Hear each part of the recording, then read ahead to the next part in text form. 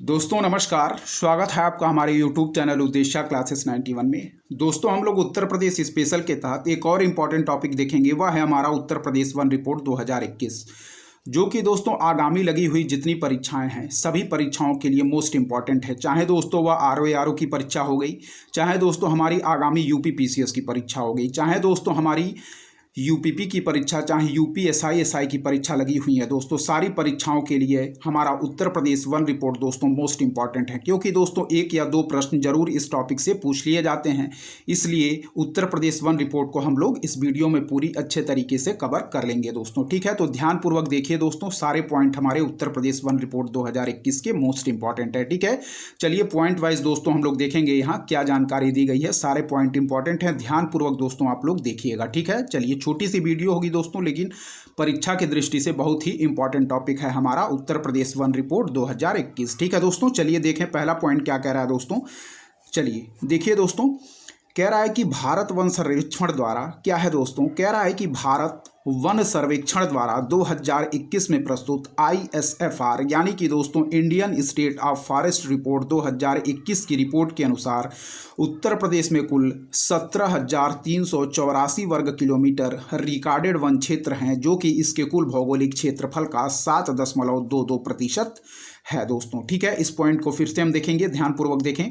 कह रहा है दोस्तों कि भारत वन सर्वेक्षण द्वारा, ठीक है, 2021 में प्रस्तुत ISFR यानी कि Indian state of forest report 2021 की रिपोर्ट के अनुसार उत्तर प्रदेश में कुल 17,384 वर्ग किलोमीटर रिकॉर्डेड वन क्षेत्र हैं दोस्तों। ठीक है, जो कि इसके कुल भौगोलिक क्षेत्रफल का कितना है, तो याद रखिए दोस्तों 7.22%। ठीक है दोस्तों, ये जितने भी डाटा दिए गए हैं आप लोग एकदम ध्यानपूर्वक देखिएगा दोस्तों, यहीं से प्रश्न हमारी परीक्षाओं में पूछे जाते हैं दोस्तों। ठीक है, तो ध्यानपूर्वक आप लोग देखते रहिए। ठीक है, फिर से एक बार रिपीट कर लेंगे कि भारत वन सर्वेक्षण द्वारा 2021 में प्रस्तुत ISFR यानी कि Indian state of forest report 2021 की रिपोर्ट के अनुसार दोस्तों उत्तर प्रदेश में कुल 17,384 वर्ग किलोमीटर रिकॉर्डेड वन क्षेत्र हैं दोस्तों, जो कि इसके कुल भौगोलिक क्षेत्रफल का 7.22% है। ठीक है दोस्तों, तो इस पॉइंट को ध्यानपूर्वक आप लोग याद रखिएगा दोस्तों। ठीक है,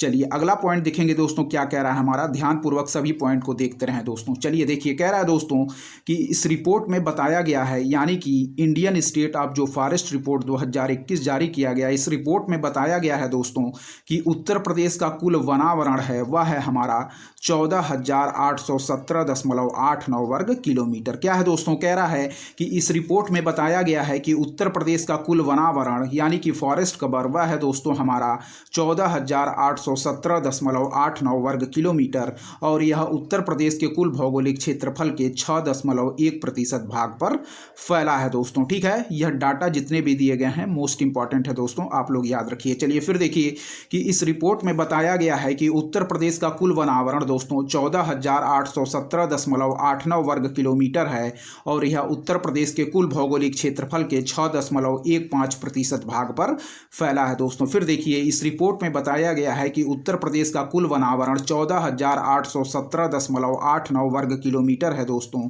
और यह उत्तर प्रदेश के कुल भौगोलिक क्षेत्रफल के 6.15 भाग पर फैला है। ठीक है, तो कुल वनावरण उत्तर प्रदेश का कितना है, याद रखें 14,817.89 वर्ग किलोमीटर, और यह उत्तर प्रदेश के कुल भौगोलिक क्षेत्रफल के 6.15% भाग पर फैला है। ठीक है, तो 6.15% भाग भी याद रखिए, और यह भी डाटा याद रखिए कि कुल वनावरण 14,817.89 वर्ग किलोमीटर है दोस्तों। ठीक है, दो पॉइंट हम लोगों ने देख लिया। चलिए तीसरा पॉइंट देखेंगे दोस्तों, क्या दिया गया है हमारा उत्तर प्रदेश वन रिपोर्ट के बारे में, ध्यानपूर्वक देखें। कह रहा है दोस्तों कि इसमें अति सघन वन कुल क्षेत्र का 1.09% अर्थात दोस्तों 2626.61 किलोमीटर। ठीक है, कह रहा है दोस्तों यदि बात करें इसमें अति सघन वन की दोस्तों, ठीक है, तो अति सघन वन कुल क्षेत्र का दोस्तों 1.09%। ठीक है, अति सघन वन है दोस्तों हमारा इसमें अति सघन वन कुल क्षेत्र का 1.09% अर्थात दोस्तों 2626.61 किलोमीटर है।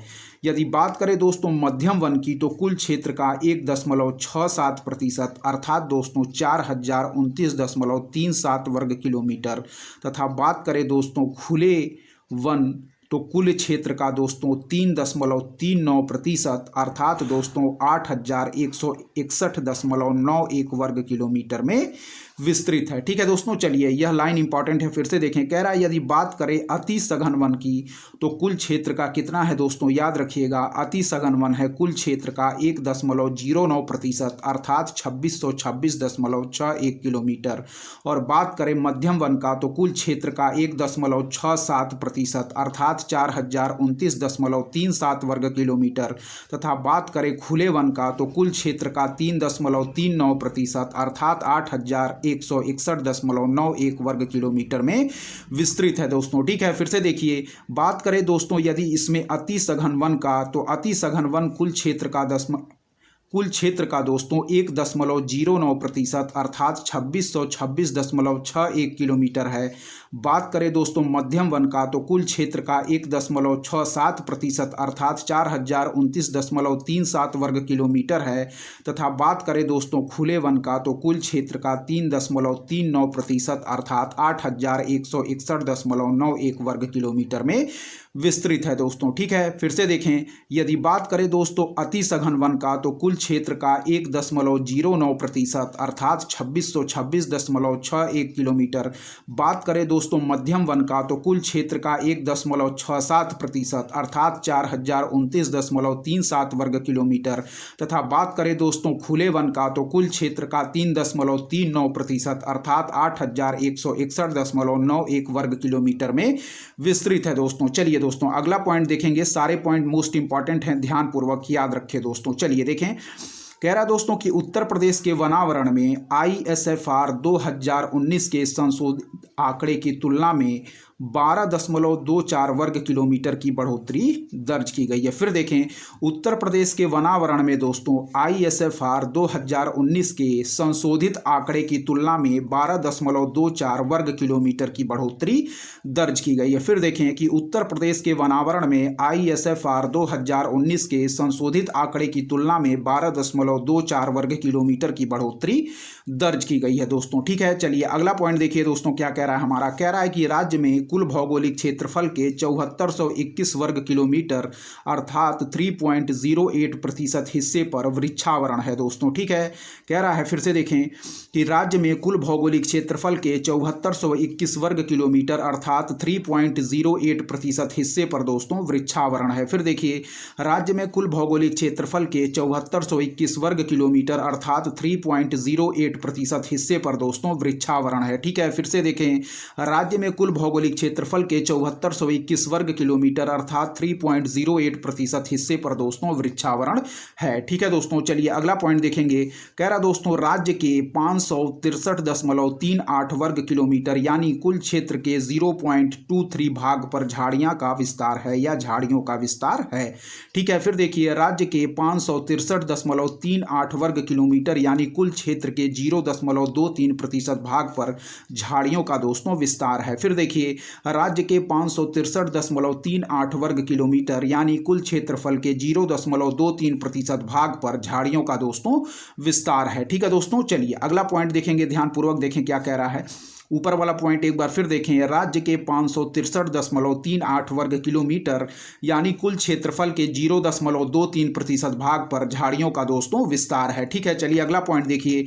कह रहा है दोस्तों सोनभद्र उत्तर प्रदेश का सबसे अधिक वनावरण वाला जिला है। मोस्ट इंपॉर्टेंट लाइन है दोस्तों, याद रखिएगा, यहाँ से प्रश्न बनते हैं परीक्षा में कि सोनभद्र उत्तर प्रदेश का सबसे अधिक वनावरण वाला जिला है दोस्तों। और यदि बात करें सबसे कम वनावरण वाला जिला तो याद रखें दोस्तों वह है हमारा संत रविदास नगर। ठीक है दोस्तों, कह रहा है कि सोनभद्र उत्तर प्रदेश का सबसे अधिक वनावरण वाला जिला है, जबकि सबसे कम वनावरण वाला जिला है दोस्तों, याद रखें, वह है हमारा संत रविदास नगर, या जिसे हम लोग दोस्तों भदोही भी कहते हैं। ठीक है दोस्तों, सोनभद्र उत्तर प्रदेश का सबसे अधिक वनावरण वाला जिला है दोस्तों, जबकि सबसे कम वनावरण वाला जिला है वह है दोस्तों हमारा संत रविदास नगर। ठीक है, इस पॉइंट को मोस्ट इंपॉर्टेंट मार्क करिएगा और आप लोग ध्यान रखिएगा, परीक्षा में पूछा जा सकता है कि सोनभद्र उत्तर प्रदेश का सबसे अधिक वनावरण वाला जिला है, जबकि सबसे कम वनावरण वाला जिला है दोस्तों वह है हमारा संत रविदास नगर। ठीक है दोस्तों, चलिए अगला पॉइंट देखिए क्या कह रहा है दोस्तों। कह रहा है यहाँ पे कि लखीमपुर जिले में प्रदेश के सर्वाधिक अति सघन वन क्षेत्र यानी कि 804.91 वर्ग किलोमीटर पाए जाते हैं दोस्तों। क्या है, कह रहा है दोस्तों लखीमपुर जिले में प्रदेश के सर्वाधिक अति सघन वन क्षेत्र यानी कि 804.91 वर्ग किलोमीटर पाए जाते हैं। इस भी पॉइंट को आप लोग ध्यानपूर्वक याद रखें कि लखीमपुर जिले में दोस्तों प्रदेश के सर्वाधिक अति सघन वन क्षेत्र यानी कि 804.91 वर्ग किलोमीटर पाए जाते हैं। ठीक है, फिर से देखिए कि लखीमपुर जिले में प्रदेश के सर्वाधिक अति सघन वन क्षेत्र यानी कि 804.91 वर्ग किलोमीटर पाए जाते हैं। ठीक है, चलिए अगला पॉइंट देखें। कह रहा है दोस्तों कि प्रदेश का सर्वाधिक खुला वन क्षेत्र यानी कि 1357.81 वर्ग किलोमीटर तथा मध्यम वन क्षेत्र यानी कि 940.62 वर्ग किलोमीटर सोनभद्र जिले में मिलता है। क्या है, कह रहा है दोस्तों, फिर देखें कि प्रदेश का सर्वाधिक खुला वन क्षेत्र यानी कि 1357.81 वर्ग किलोमीटर तथा मध्यम वन क्षेत्र यानी कि 940.62 वर्ग किलोमीटर सोनभद्र जिले में मिलता है। फिर देखें प्रदेश का सर्वाधिक खुला वन क्षेत्र यानी कि 1357.81 वर्ग किलोमीटर तथा मध्यम वन क्षेत्र यानी कि 940.62 वर्ग किलोमीटर सोनभद्र जिले में दोस्तों मिलता है। सारे पॉइंट मोस्ट इंपॉर्टेंट है, इसलिए ध्यानपूर्वक देखते रहिए। हम एक एक पॉइंट को दोस्तों 2 या 3 बार रिपीट करते चलेंगे। प्रदेश का सर्वाधिक खुला वन क्षेत्र 1357.81 वर्ग किलोमीटर तथा मध्यम वन क्षेत्र 940.62 वर्ग किलोमीटर सोनभद्र जिले में मिलता है। चलिए दोस्तों अगला पॉइंट देखें क्या कह रहा है दोस्तों। कह रहा है दोस्तों तराई तथा भाबर क्षेत्रों में राज्य के सर्वाधिक वन पाए जाते हैं। ठीक है, कह रहा है दोस्तों तराई तथा भाबर क्षेत्रों में हमारे राज्य के सर्वाधिक वन पाए जाते हैं। ठीक है दोस्तों, चलिए कुछ और महत्वपूर्ण आंकड़ों की तरफ हम लोग बढ़ेंगे दोस्तों, जो कि एग्जाम की दृष्टि से मोस्ट इंपॉर्टेंट है, इसलिए ध्यानपूर्वक सारे आंकड़ों को आप लोग देखते चले दोस्तों। ठीक है, चलिए यहाँ देखें क्या कह रहा है। महत्वपूर्ण आंकड़े वह है दोस्तों हमारा, कह रहा है कि उत्तर प्रदेश में यदि बात करें सर्वाधिक वन क्षेत्रफल वाले जिले हैं तो याद रखिए यह घटते क्रम में दिया गया है दोस्तों। कह रहा है उत्तर प्रदेश में सर्वाधिक वन क्षेत्रफल वाले जिले हैं, तो याद रखें दोस्तों घटते क्रम में सबसे पहले दोस्तों हो जाएगा हमारा सोनभद्र, फिर दोस्तों हो जाएगा हमारा लखीमपुर खीरी, फिर हो जाएगा दोस्तों हमारा मिर्जापुर, फिर दोस्तों हो जाएगा हमारा पीलीभीत और फिर हो जाएगा दोस्तों हमारा चित्रकूट। एक बार फिर से रिकॉल करें, ध्यानपूर्वक देखें दोस्तों। कह रहा है कि उत्तर प्रदेश में सर्वाधिक वन क्षेत्रफल वाले जिले हैं दोस्तों घटते क्रम में, तो वह है दोस्तों हमारा सोनभद्र, फिर है दोस्तों हमारा लखीमपुर खीरी, फिर है दोस्तों हमारा मिर्जापुर, फिर है दोस्तों हमारा पीलीभीत और फिर है दोस्तों हमारा चित्रकूट। ठीक है, फिर देखें उत्तर प्रदेश में सर्वाधिक वन क्षेत्रफल वाले जिले हैं दोस्तों। ठीक है, उत्तर प्रदेश में सर्वाधिक वन क्षेत्रफल वाले जिलों की बात करें तो घटते क्रम में सबसे पहले हो जाएगा दोस्तों सोनभद्र, फिर हो जाएगा दोस्तों लखीमपुर खीरी, फिर हो जाएगा दोस्तों मिर्जापुर, फिर हो जाएगा दोस्तों पीलीभीत, फिर हो जाएगा चित्रकूट। ठीक है, फिर से देखें उत्तर प्रदेश में सर्वाधिक वन क्षेत्रफल वाले जिले हैं घटते क्रम में दोस्तों, तो याद रखिए दोस्तों वह है हमारा सोनभद्र। ठीक है दोस्तों, फिर है दोस्तों लखीमपुर खीरी, फिर है दोस्तों मिर्जापुर, फिर है दोस्तों पीलीभीत, फिर दोस्तों चित्रकूट। फिर देखें उत्तर प्रदेश में सर्वाधिक वन क्षेत्रफल वाले जिले हैं दोस्तों घटते क्रम में, वह है हमारा सोनभद्र, फिर है दोस्तों लखीमपुर खीरी, फिर है दोस्तों मिर्जापुर, फिर है दोस्तों पीलीभीत, फिर है दोस्तों हमारा चित्रकूट। ठीक है, इस पॉइंट को ध्यानपूर्वक दोस्तों आप लोग याद रखें। चले दोस्तों अगले पॉइंट की तरफ बढ़ेंगे। कह रहा है कि उत्तर प्रदेश में यदि बात करें सबसे कम वन क्षेत्रफल वाले जिले हैं, क्या है उत्तर प्रदेश में सबसे कम वन क्षेत्रफल वाले जिले हैं दोस्तों, तो बढ़ते क्रम में। ठीक है दोस्तों, यहां दिया गया है बढ़ते क्रम में। ठीक है, कह रहा है उत्तर प्रदेश में सबसे कम वन क्षेत्रफल वाले जिले हैं दोस्तों। ठीक है, उत्तर प्रदेश में सबसे कम वन क्षेत्रफल वाले जिले हैं, तो बढ़ते क्रम में सबसे कम वन है दोस्तों वह है हमारा संत रविदास नगर, फिर दोस्तों हमारा हो जाएगा मऊ जिला, फिर है दोस्तों मैनपुरी, फिर है दोस्तों संत कबीर नगर और फिर है दोस्तों देवरिया। ठीक है दोस्तों, कह रहा है कि उत्तर प्रदेश में सबसे कम वन क्षेत्रफल वाले जिले हैं बढ़ते क्रम में। ठीक है, ध्यानपूर्वक देखें, सबसे पहले हो जाएगा दोस्तों हमारा संत रविदास नगर, फिर दोस्तों हो जाएगा मऊ, फिर दोस्तों हो जाएगा मैनपुरी, फिर हो जाएगा दोस्तों संत कबीर नगर और फिर हो जाएगा दोस्तों हमारा देवरिया। ठीक है, कह रहा उत्तर प्रदेश में सबसे कम वन क्षेत्रफल वाले जिले हैं, तो बढ़ते क्रम में दोस्तों सबसे पहले हो जाएगा संत रविदास नगर, फिर हो जाएगा दोस्तों मऊ, फिर हो जाएगा दोस्तों मैनपुरी, फिर हो जाएगा संत कबीर नगर और फिर हो जाएगा दोस्तों देवरिया। ठीक है, फिर देखें उत्तर प्रदेश में सबसे कम वन क्षेत्रफल वाले जिले हैं बढ़ते क्रम में, वह है दोस्तों हमारा संत रविदास नगर, फिर हो जाएगा दोस्तों मऊ, फिर हो जाएगा दोस्तों मैनपुरी, फिर हो जाएगा दोस्तों संत कबीर नगर और फिर हो जाएगा दोस्तों देवरिया। ठीक है, फिर देखिए उत्तर प्रदेश में सबसे कम वन क्षेत्रफल वाले जिले हैं बढ़ते क्रम में दोस्तों, वह है हमारा संत रविदास नगर, फिर दोस्तों हो जाएगा मऊ, फिर दोस्तों मैनपुरी, फिर संत कबीर नगर, फिर हो जाएगा दोस्तों देवरिया। फिर देखिए उत्तर प्रदेश में सबसे कम वन क्षेत्रफल वाले जिले हैं बढ़ते क्रम में, संत रविदास नगर सबसे कम है दोस्तों, फिर है दोस्तों मऊ, फिर है दोस्तों मैनपुरी, फिर है दोस्तों संत कबीर नगर और फिर है दोस्तों देवरिया। एक बार और देखें उत्तर प्रदेश में सबसे कम वन क्षेत्रफल वाले जिले हैं बढ़ते क्रम में, सबसे पहले संत रविदास नगर, फिर दोस्तों हो जाएगा मऊ, फिर हो जाएगा दोस्तों मैनपुरी, फिर हो जाएगा दोस्तों संत कबीर नगर और फिर हो जाएगा दोस्तों देवरिया। ठीक है दोस्तों, चलिए अगला देखें दोस्तों क्या कह रहा है हमारा, ध्यानपूर्वक देखें। कह रहा है कि उत्तर प्रदेश में सर्वाधिक वन क्षेत्र प्रतिशत वाले जिले। ठीक है दोस्तों, कह रहा है कि उत्तर प्रदेश में सर्वाधिक वन क्षेत्र प्रतिशत वाले जिले हैं दोस्तों, तो घटते क्रम में यहाँ दिया गया है। ठीक है दोस्तों, कह रहा है कि उत्तर प्रदेश में सर्वाधिक वन क्षेत्र प्रतिशत वाले जिले। ठीक है दोस्तों, घटते क्रम में तो सबसे पहले हो जाएगा दोस्तों सोनभद्र, फिर दोस्तों हो जाएगा हमारा चंदौली, फिर दोस्तों हो जाएगा चित्रकूट, फिर हो जाएगा दोस्तों पीलीभीत और फिर हो जाएगा दोस्तों श्रावस्ती। ठीक है, फिर देखें उत्तर प्रदेश में सर्वाधिक वन क्षेत्र प्रतिशत वाले जिले घटते क्रम में, तो याद रखिए दोस्तों सोनभद्र, फिर हो जाएगा दोस्तों चंदौली, फिर हो जाएगा दोस्तों चित्रकूट, फिर हो जाएगा दोस्तों पीलीभीत और फिर हो जाएगा दोस्तों हमारा श्रावस्ती। ठीक है, फिर से देखिए उत्तर प्रदेश में सर्वाधिक वन क्षेत्र प्रतिशत वाले जिले, तो याद रखें दोस्तों घटते क्रम में सबसे पहले हो जाएगा सोनभद्र, फिर हो जाएगा दोस्तों चंदौली, फिर हो जाएगा दोस्तों चित्रकूट, फिर हो जाएगा पीलीभीत, फिर हो जाएगा श्रावस्ती।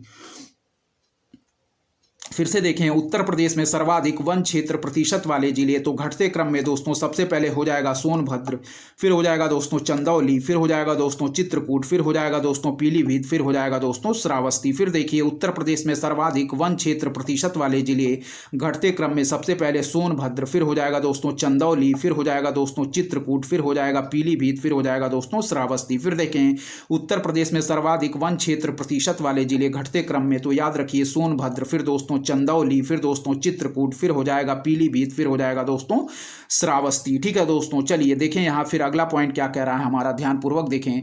कह रहा दोस्तों उत्तर प्रदेश में सबसे कम वन क्षेत्र प्रतिशत वाले जिले बढ़ते क्रम में। ठीक है दोस्तों, कह रहा है कि उत्तर प्रदेश में सबसे कम वन क्षेत्र प्रतिशत वाले जिले बढ़ते क्रम में, तो याद रखिए दोस्तों सबसे पहले हो जाएगा दोस्तों हमारा संत कबीर नगर, फिर हो जाएगा दोस्तों हमारा मैनपुरी, फिर हो जाएगा दोस्तों देवरिया, फिर हो जाएगा दोस्तों बदायूं और फिर हो जाएगा दोस्तों मऊ। ठीक है, कह रहा है कि उत्तर प्रदेश में सबसे कम वन क्षेत्र प्रतिशत वाले जिले, तो बढ़ते क्रम में याद रखिए दोस्तों सबसे पहले हो जाएगा हमारा संत कबीर नगर।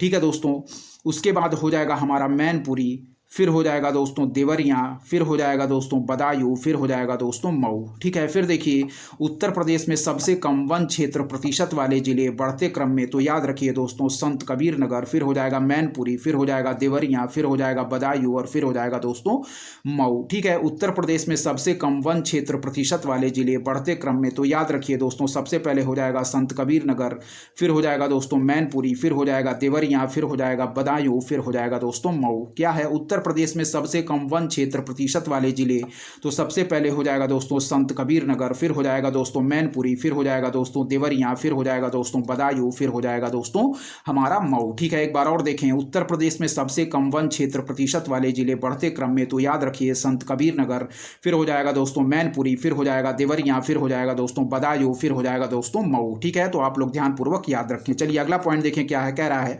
कि उत्तर प्रदेश सरकार द्वारा दोस्तों जुलाई 2016 में, ठीक है डेट याद रखिए, कह रहा है उत्तर प्रदेश सरकार द्वारा जुलाई 2016 में ग्रीन यूपी क्लीन यूपी अभियान के तहत, क्या है ग्रीन यूपी क्लीन यूपी अभियान के तहत 5 करोड़ से भी अधिक वृक्षारोपण का रिकॉर्ड स्थापित किया गया। ठीक है दोस्तों, याद रखिएगा कि उत्तर प्रदेश सरकार द्वारा जुलाई 2016 में ग्रीन यूपी क्लीन यूपी अभियान के तहत 5 करोड़ से भी अधिक वृक्षारोपण का रिकॉर्ड स्थापित किया गया दोस्तों। ठीक है, उल्लेखनीय है कि ग्रीन यूपी क्लीन यूपी अभियान की शुरुआत 7 नवंबर 2015 को उत्तर प्रदेश सरकार द्वारा की गई थी। ठीक है दोस्तों, डेट भी याद रखिएगा कि ग्रीन यूपी क्लीन यूपी अभियान की शुरुआत 7 नवंबर 2015 को उत्तर प्रदेश सरकार द्वारा की गई थी दोस्तों, ठीक है। और इसी अभियान के अंतर्गत उन्नाव वन प्रभाग में सबसे अधिक वृक्षारोपण हुआ, ठीक है दोस्तों। फिर देखेंगे कि उत्तर प्रदेश सरकार द्वारा जुलाई 2016 में ग्रीन यूपी क्लीन यूपी अभियान के तहत 5 करोड़ से भी अधिक वृक्षारोपण का रिकॉर्ड स्थापित किया गया, ठीक है दोस्तों।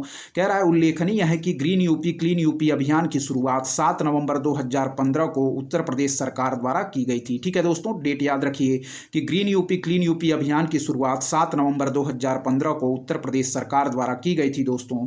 और इसी अभियान के अंतर्गत उन्नाव वन प्रभाग, याद रखिएगा, में सबसे अधिक वृक्षारोपण हुआ दोस्तों, ठीक है। तो इस पॉइंट को आप लोग याद रखिएगा। चलिए अगला पॉइंट देखेंगे दोस्तों, क्या कह रहा है हमारा।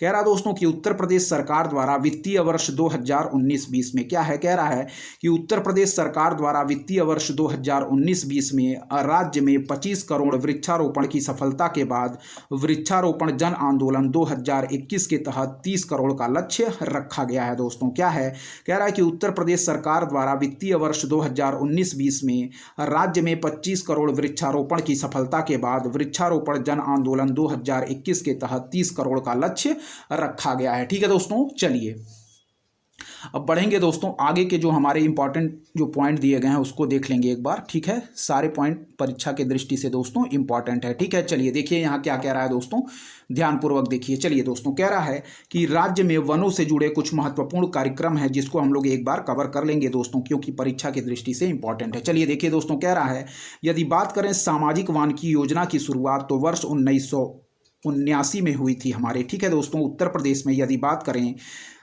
सामाजिक वानिकी योजना की शुरुआत तो वर्ष 1979 में हुई थी, ठीक है। सामाजिक वानिकी योजना की शुरुआत वर्ष 1979 में हुई थी, ठीक है। ध्यान रखें कि सामाजिक वानिकी योजना की शुरुआत वर्ष 1979 में हुई थी दोस्तों, ठीक है। चलिए अगला पॉइंट देखेंगे। पहला पॉइंट हम लोगों ने देख लिया, दूसरा पॉइंट देखें क्या कह रहा है। कह रहा है दोस्तों कि उत्तर प्रदेश के सोनभद्र जिले में अब स्थित वेलहत्थी ग्राम को राज्य का पहला ग्राम वन घोषित किया गया है। इंपॉर्टेंट है दोस्तों, कह रहा है कि उत्तर प्रदेश के सोनभद्र जिले में अब स्थित वेलहत्थी ग्राम को राज्य का पहला ग्राम वन घोषित किया गया है दोस्तों। फिर देखें, उत्तर प्रदेश के सोनभद्र जिले में अब स्थित वेलहत्थी ग्राम को राज्य का पहला ग्राम वन घोषित किया गया है दोस्तों, ठीक है। तो याद रखिएगा। फिर देखें, उत्तर प्रदेश के सोनभद्र जिले में अब स्थित वेलहत्थी ग्राम को राज्य का पहला ग्राम वन घोषित किया गया है, ठीक है। चलिए अगला पॉइंट देखें दोस्तों, क्या कह रहा है। कह रहा है कि वर्ष 1989-90 में वन श्रमिकों के कल्याण के लिए सामूहिक बीमा योजना शुरू की गई दोस्तों। क्या कह रहा है कि वर्ष 1989-90 में वन श्रमिकों के कल्याण के लिए सामूहिक बीमा योजना शुरू की गई। फिर देखें, वर्ष 1989-90 में वन श्रमिकों के कल्याण के लिए सामूहिक बीमा योजना दोस्तों शुरू की गई, ठीक है। चलिए अगला पॉइंट बढ़ेंगे दोस्तों, क्या कह रहा है। कह रहा है कि वर्ष 2005-06 में राज्य के 22 जिलों में सघन वृक्षारोपण कार्यक्रम शुरू किया गया। क्या है दोस्तों, कह रहा है कि वर्ष 2005-06 में राज्य के 22 जिलों में सघन वृक्षारोपण कार्यक्रम शुरू किया गया। याद रखिएगा कि वर्ष 2005-06 में राज्य के 22 जिलों में सघन वृक्षारोपण कार्यक्रम शुरू किया गया, ठीक है। चलिए अगला देखेंगे। कह रहा है कि वर्ष 2007-08 में प्रदेश के 48 चयनित जिलों में वृक्षारोपण विस्तार योजना शुरू की गई, ठीक है दोस्तों। कह रहा है कि वर्ष 2007-08 में प्रदेश के 48 चयनित जिलों में वृक्षारोपण विस्तार योजना शुरू की गई दोस्तों, ठीक है। कह रहा है वर्ष 2007-08 में प्रदेश के 48 चयनित जिलों में वृक्षारोपण विस्तार योजना शुरू की गई। चलिए अगला देखिए क्या कह रहा है। कह रहा है दोस्तों कि वर्ष 2007-08 से ललितपुर, ठीक है दोस्तों, फिर है महोबा, फिर है दोस्तों चित्रकूट, फिर है मिर्जापुर, फिर है सोनभद्र में बांस रोपण विस्तार योजना चलाई जा रही है दोस्तों, ठीक है। दोस्तों ये सारे आप लोग जो डाटा दिए गए हैं, डाटा याद रखिए दोस्तों, बहुत ही परीक्षा की दृष्टि से इंपॉर्टेंट है दोस्तों। चलिए देखें, वर्ष 2007-08 से दोस्तों ललितपुर, महोबा, चित्रकूट, मिर्जापुर व सोनभद्र में बांस रोपण विस्तार योजना चलाई जा रही है, ठीक है। फिर से देखें, वर्ष 2007-08 से ललितपुर, महोबा, चित्रकूट, मिर्जापुर, सोनभद्र में बांस रोपण विस्तार योजना चलाई जा रही है, ठीक है दोस्तों। तो इस पॉइंट को आप लोग याद रखिए। चलिए दोस्तों देखेंगे अगला पॉइंट क्या कह रहा है। कह रहा है दोस्तों कि वृक्षारोपण एवं वन्य जीव संरक्षण को बढ़ावा देने के हेतु कार्य 2007-08 से वृक्ष बंधु पुरस्कार योजना चलाई जा रही है। क्या है, वृक्षारोपण एवं वन्य संरक्षण को बढ़ावा देने हेतु कार्य 2007-8 से वृक्ष बंधु पुरस्कार योजना चलाई जा रही है। क्या है? वृक्षारोपण एवं वन्य जीव संरक्षण को बढ़ावा देने हेतु 2007-8 से दोस्तों वृक्ष बंधु पुरस्कार योजना चलाई जा रही है। क्या है? वृक्षारोपण एवं वन्य जीव संरक्षण को बढ़ावा देने हेतु 2007-8 से वृक्ष बंधु पुरस्कार योजना चलाई जा रही है। ठीक है, इस पॉइंट को भी आप लोग याद रखिएगा। चलिए अगला पॉइंट देखिए दोस्तों, क्या है? कह रहा है कि वर्ष 1988 में कानपुर जिले में वन प्रशिक्षण संस्थान की स्थापना की गई थी। क्या है दोस्तों? कह रहा है कि वर्ष 1988 में कानपुर जिले में वन प्रशिक्षण संस्थान की स्थापना की गई थी। क्या है?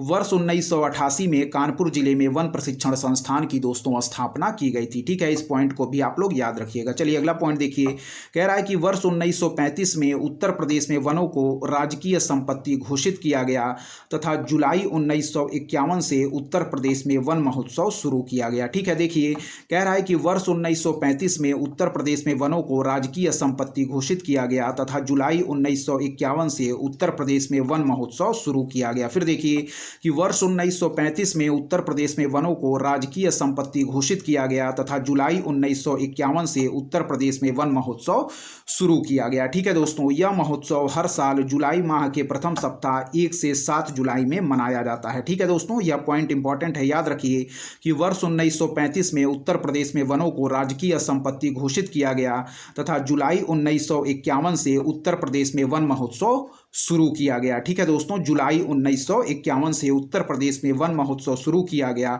और याद रखिएगा कि यह महोत्सव हर साल जुलाई माह के प्रथम सप्ताह में 1 से 7 जुलाई को दोस्तों मनाया जाता है। ठीक है दोस्तों, चलिए आगे के पॉइंट देखेंगे क्या दिया गया है। सारे पॉइंट इंपॉर्टेंट हैं, ध्यानपूर्वक देखते रहें दोस्तों। चलिए देखिए दोस्तों, ठीक है,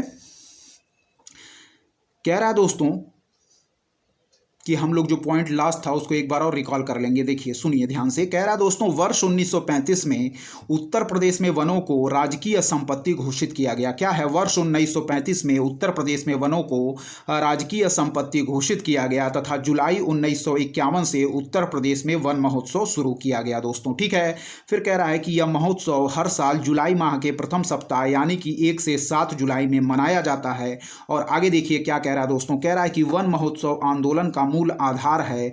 वृक्ष का अर्थ जल, जल का अर्थ रोटी तथा रोटी ही जीवन है दोस्तों। क्या है? कह रहा है कि वन महोत्सव आंदोलन का मूल आधार है। वृक्ष का अर्थ जल, जल का अर्थ रोटी तथा रोटी ही जीवन है। क्या है? वन महोत्सव आंदोलन का मूल अर्थ है।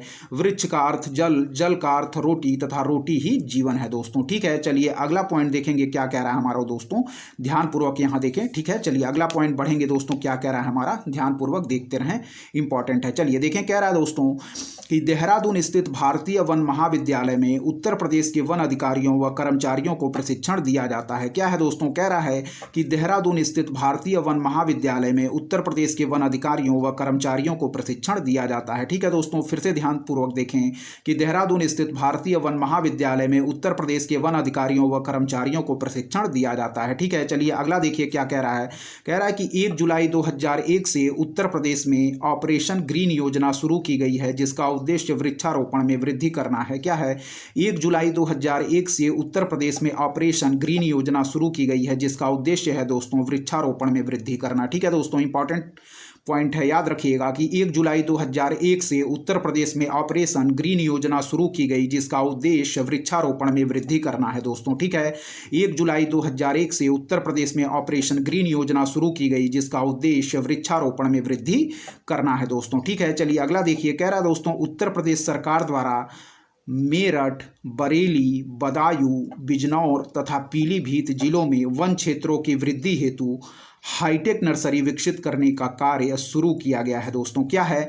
उत्तर प्रदेश सरकार द्वारा मेरठ, बरेली, बदायूं, बिजनौर, पीलीभीत जिलों में वन क्षेत्रों की वृद्धि हेतु हाईटेक नर्सरी विकसित करने का कार्य शुरू किया गया है। ठीक है, फिर देखें कि उत्तर प्रदेश सरकार द्वारा मेरठ, बरेली, बदायूं, बिजनौर, पीलीभीत जिलों में वन क्षेत्रों की वृद्धि हेतु हाईटेक नर्सरी विकसित करने का कार्य शुरू किया गया है। ठीक है, फिर देखिए उत्तर प्रदेश सरकार द्वारा मेरठ, बरेली, बदायूं, बिजनौर तथा पीलीभीत जिलों जिलों में वन क्षेत्रों की वृद्धि हेतु हाईटेक नर्सरी विकसित करने का कार्य शुरू किया गया है। ठीक है, फिर देखिए उत्तर प्रदेश सरकार द्वारा मेरठ, बरेली, बदायूं, बिजनौर तथा पीलीभीत जिलों में वन क्षेत्रों की वृद्धि हेतु हाईटेक नर्सरी विकसित करने का कार्य शुरू किया गया है। ठीक है दोस्तों, चलिए अब आगे बढ़ेंगे दोस्तों। हम क्या दिया गया है ध्यानपूर्वक देखिए यहाँ पे। ठीक है, चलिए यहाँ देखें, कह रहा है दोस्तों उत्तर प्रदेश में वनों के प्रकार। ठीक है, चलिए ध्यानपूर्वक देखें, पूछा जाता है प्रश्न। तो देखिए उत्तर प्रदेश में वनों के प्रकार, तो ध्यानपूर्वक याद रखें कि उत्तर प्रदेश में मुख्य रूप से 3 प्रकार के वन पाए जाते हैं। सबसे पहले तो यही याद रखिए कि उत्तर प्रदेश में 3 प्रकार के वन पाए जाते हैं। यही डाटा देके परीक्षा में पूछा जा सकता है कि उत्तर प्रदेश में मुख्य रूप से याद रखिए 3 प्रकार के वन पाए जाते हैं। ठीक है दोस्तों, पहला है हमारा उष्णकटिबंधीय आर्द्र पर्णपाती वन। क्या है दोस्तों? उष्णकटिबंधीय आर्द्र पर्णपाती वन। ठीक है, उष्णकटिबंधीय आर्द्र पर्णपाती वन। ठीक है दोस्तों, फिर कह रहा उष्णकटिबंधीय शुष्क पर्णपाती वन। क्या है? उष्णकटिबंधीय शुष्क पर्णपाती वन। फिर है दोस्तों उष्णकटिबंधीय कटीली झाड़ियां। ठीक है, चलिए तीनों देखिए। उत्तर प्रदेश में मुख्य रूप से 3 प्रकार के वन पाए जाते हैं। उष्णकटिबंधीय आर्द्र पर्णपाती वन। क्या है? उष्णकटिबंधीय आर्द्र पर्णपाती वन। ठीक है, फिर है उष्णकटिबंधीय शुष्क पर्णपाती वन। क्या है? उष्णकटिबंधीय शुष्क पर्णपाती वन। फिर है दोस्तों उष्णकटिबंधीय कटीली झाड़ियां। ठीक है, चलिए अगला पॉइंट देखें दोस्तों, क्या है? कह रहा है दोस्तों कि उत्तर प्रदेश के तराई व भाबर क्षेत्र में उष्णकटिबंधीय आर्द्र पर्णपाती वन पाए जाते हैं। ठीक है, तो उत्तर प्रदेश के याद रखिए तराई व भाबर क्षेत्र में उष्णकटिबंधीय आर्द्र वन पाए जाते हैं, आर्द्र पर्णपाती वन पाए जाते हैं। फिर देखिए उत्तर प्रदेश के तराई व भाबर क्षेत्र में उष्णकटिबंधीय आर्द्र पर्णपाती वन पाए जाते हैं, जिसमें दोस्तों साल,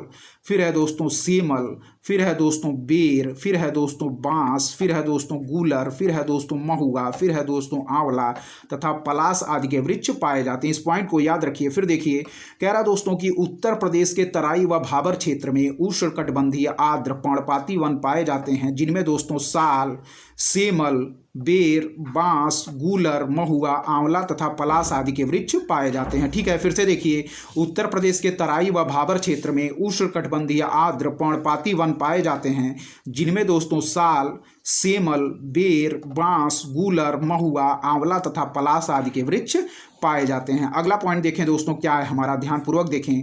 कह रहा है कि उत्तर प्रदेश के मध्य व पश्चिमी मैदानी क्षेत्रों में, क्या है? उत्तर प्रदेश के मध्य व पश्चिमी मैदानी क्षेत्रों में दोस्तों हमारे पाए जाते हैं शुष्क पर्णपाती वन। क्या है दोस्तों? कह रहा है कि उत्तर प्रदेश के मध्य व पश्चिमी मैदानी क्षेत्रों में शुष्क पर्णपाती वन पाए जाते हैं, जिनमें दोस्तों पीपल, फिर है दोस्तों नीम, फिर है दोस्तों शीशम, फिर है दोस्तों जामुन, फिर है दोस्तों बेल और दोस्तों है हमारा अंजीर आदि पेड़ पाए जाते हैं। ठीक है, कह रहा है कि उत्तर प्रदेश के मध्य व पश्चिमी मैदानी क्षेत्रों में दोस्तों शुष्क पर्णपाती वन पाए जाते हैं। क्या है? उत्तर प्रदेश के मध्य व पश्चिमी मैदानी क्षेत्रों में शुष्क पर्णपाती वन पाए जाते हैं, जिनमें दोस्तों पीपल, नीम, शीशम, जामुन, बेल तथा अंजीर आदि पेड़ पाए जाते हैं। ठीक है, फिर कह रहा है दोस्तों इसके अलावा घास व झाड़ियां भी पाई जाती हैं। क्या है? इसके अलावा घास व झाड़ियां भी पाई जाती हैं। कह रहा है दोस्तों उष्णकटिबंधीय वन उत्तर प्रदेश के दक्षिणी भाग में पाए जाते हैं। क्या है? उष्णकटिबंधीय वन उत्तर प्रदेश के दक्षिणी भाग में पाए जाते हैं। ठीक है दोस्तों, कह रहा है कि जिनमें अकेसिया, कत्था, फुलाई तथा धामन आदि के पेड़ पौधे अधिक मात्रा में मिलते हैं। ठीक है, कह रहा है दोस्तों कि उष्णकटिबंधीय वन उत्तर प्रदेश के दक्षिणी भाग में पाए जाते हैं, जिनमें अकेसिया, कत्था, फुलाई तथा धामन आदि के पेड़ पौधे अधिक मात्रा में मिलते हैं दोस्तों। फिर कह रहा है कि उष्णकटिबंधीय जो कटीली झाड़ियों वाले वनों से गोंद व राल प्राप्त होता है। ठीक है, याद रखिएगा जो उष्णकटिबंधीय हमारी कटीली झाड़ियां हैं, इनसे दोस्तों हमको दोस्तों जो वन उत्पाद प्राप्त होते हैं वह है हमारे गोंद व राल। ठीक है, इस पॉइंट को एक बार फिर से देखेंगे। कह रहा है कि उत्तर प्रदेश के मध्य व पश्चिमी मैदानी क्षेत्रों में दोस्तों शुष्क पर्णपाती वन पाए जाते हैं। ठीक है, जिनमें पीपल है दोस्तों, नीम है, शीशम है, जामुन है, बेल तथा अंजीर आदि के पेड़ पाए जाते हैं। इसके अलावा दोस्तों घास व झाड़ियां भी पाई जाती हैं। ठीक है, कह रहा है दोस्तों कि उष्णकटिबंधीय वन उत्तर प्रदेश के दक्षिणी भाग में पाए जाते हैं, जिनमें अकेसिया, कत्था, फुलाई तथा धामन आदि के पेड़ पौधे अधिक मात्रा में मिलते हैं दोस्तों। फिर कह रहा है कि उष्णकटिबंधीय कटीली झाड़ियों वाले वनों से हमें जो वन उत्पाद प्राप्त होता है वह है दोस्तों गोंद व राल। ठीक है दोस्तों, तो इस पॉइंट को आप लोग याद रखिएगा। ठीक है, अब चलिए 2-3 और मोस्ट इंपॉर्टेंट पॉइंट दिए गए हैं उसको हम लोग एक बार देख लेंगे, क्योंकि परीक्षा में दोस्तों यह सुमेलन करने के लिए पूछ लिया जाता है। ठीक है, चलिए देखिए दोस्तों, यदि बात करें हम लकड़ी के खिलौने की, तो लकड़ी के खिलौने दोस्तों हमको प्राप्त होते हैं वाराणसी तथा सोनभद्र से। ठीक है, यदि बात करें दोस्तों हम लकड़ी के खिलौने की, तो याद रखें दोस्तों, लकड़ी के खिलौने हमें प्राप्त होते हैं वाराणसी तथा सोनभद्र से। ठीक है, लकड़ी के खिलौने हमको कहाँ से प्राप्त होते हैं दोस्तों, तो याद रखिए वाराणसी तथा सोनभद्र से हमको लकड़ी के खिलौने दोस्तों प्राप्त होते हैं। ठीक है, बात करें दोस्तों कागज का केंद्र, तो याद रखिए दोस्तों कागज का केंद्र है दोस्तों हमारा सहारनपुर। क्या है, कागज का केंद्र है दोस्तों हमारा सहारनपुर। ठीक है, फिर दोस्तों बात करें बेत, फर्नीचर, कत्था, माचिस व प्लाईवुड, तो याद रखिए दोस्तों वह है हमारा बरेली जिला उत्तर प्रदेश का। ठीक है, फिर देखिए लकड़ी के खिलौने, तो याद रखिए दोस्तों वाराणसी तथा सोनभद्र। क्या है, लकड़ी के खिलौने वाराणसी तथा सोनभद्र। कागज के केंद्र दोस्तों सहारनपुर। क्या है, कागज के केंद्र है दोस्तों सहारनपुर। कागज के केंद्र है दोस्तों सहारनपुर। फिर देखिए बेंत, फर्नीचर, कत्था, माचिस व प्लाईवुड। क्या है दोस्तों, बेंत, फर्नीचर, कत्था, माचिस व प्लाईवुड, तो यह दोस्तों हो जाएगा हमारा बरेली जिला से। ठीक है, फिर देखिए बेंत, फर्नीचर, कत्था, माचिस व प्लाईवुड, तो यह दोस्तों संबंधित है हमारा बरेली जिला से। ठीक है, फिर देखिए बीड़ी व चीनी मिट्टी के खिलौने। क्या है दोस्तों, बीड़ी व चीनी मिट्टी के खिलौने, तो याद रखिए दोस्तों हमारा झांसी जिला, मिर्जापुर जिला, बरेली जिला तथा सहारनपुर जिला हमारा संबंधित हो जाएगा बीड़ी व चीनी मिट्टी के खिलौनों से। ठीक है, झांसी, मिर्जापुर, बरेली तथा सहारनपुर जिला। फिर है दोस्तों खेल का सामान, वह है दोस्तों हमारा मेरठ से संबंधित हो जाएगा। ठीक है, फिर से हम लोग रिकॉल करेंगे, लकड़ी के खिलौने की बात करें दोस्तों तो वाराणसी तथा सोनभद्र। क्या है, लकड़ी के खिलौने की बात करें तो वाराणसी तथा सोनभद्र। ठीक है, कागज के केंद्र की बात करें दोस्तों तो सहारनपुर। क्या है, कागज के केंद्र की बात करें तो सहारनपुर। बेंत, फर्नीचर, कत्था, माचिस व प्लाईवुड। क्या है, बेंत, फर्नीचर, कत्था, माचिस व प्लाईवुड, तो वह हो जाएगा दोस्तों हमारा बरेली से। ठीक है, बेंत, फर्नीचर, कत्था, माचिस व प्लाईवुड, तो वह दोस्तों हो जाएगा हमारा बरेली से। ठीक है दोस्तों, फिर है यदि बात करें बीड़ी व चीनी मिट्टी के खिलौने, तो याद रखिए झांसी, मिर्जापुर, बरेली तथा सहारनपुर। बीड़ी व चीनी मिट्टी के खिलौने झांसी, मिर्जापुर, बरेली तथा सहारनपुर। ठीक है दोस्तों, फिर यदि बात करें खेल का सामान, तो याद रखिए दोस्तों मेरठ से। खेल का सामान संबंधित हो जाएगा दोस्तों मेरठ से। ठीक है, तो दोस्तों इस प्रकार हम लोगों ने एक बहुत ही मोस्ट इंपॉर्टेंट टॉपिक हमारा उत्तर प्रदेश स्पेशल से संबंधित, जो कि था हमारा उत्तर प्रदेश वन रिपोर्ट 2021, जो कि दोस्तों आगामी लगी हुई यूपी की जितनी ही परीक्षाएं हैं सभी के लिए मोस्ट इंपॉर्टेंट है, इसको हम लोगों ने कवर कर लिया है। ठीक है, आप लोग इस वीडियो से दोस्तों अपना जो उत्तर प्रदेश वन रिपोर्ट का पार्ट है उसको अच्छे तरीके से कवर कर सकते हैं। ठीक है, तो दोस्तों इस वीडियो में यहीं तक। यदि दोस्तों आपको हमारा कंटेंट पसंद आ रहा है तो हमारे चैनल उद्देश्य क्लासेस 91 को जरूर सब्सक्राइब करें दोस्तों, लाइक करें, अपने दोस्तों के बीच शेयर करें, और ऐसे ही दोस्तों लगातार पढ़ते रहें। हमारे चैनल की तरफ से आपको अच्छे से अच्छा कंटेंट दोस्तों प्रोवाइड किया जाएगा। ठीक है, लगातार दोस्तों पढ़ते रहें। तब तक के लिए दोस्तों धन्यवाद। जय हिंद, जय भारत दोस्तों।